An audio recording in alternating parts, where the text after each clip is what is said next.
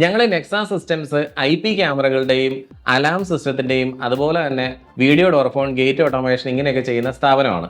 അതുപോലെ തന്നെ ഞങ്ങൾ വൈഫൈ നെറ്റ്വർക്കിങ്ങും ചെയ്യുന്നുണ്ട്. അപ്പോൾ ഞാൻ പല വീടുകളിലും സൈറ്റ് വിസിറ്റ് ചെയ്യുന്ന സമയത്ത് അവർ ചിലപ്പോൾ നമ്മളെ വിളിക്കുന്നത് ക്യാമറയ്ക്ക് വേണ്ടിയിട്ടോ ഇൻട്രൂഷൻ അലാം സിസ്റ്റത്തിനൊക്കെ വേണ്ടിയിട്ടായിരിക്കും. അപ്പോൾ അവിടെ ചെന്ന് കഴിയുമ്പോൾ ഞാൻ അവരോട് ചോദിക്കും, നിങ്ങൾ വൈഫൈ എങ്ങനെയാണ് ഇതിൻ്റെ കാര്യം, വൈഫൈ എല്ലാ റൂമിലേക്കും കിട്ടുമോ?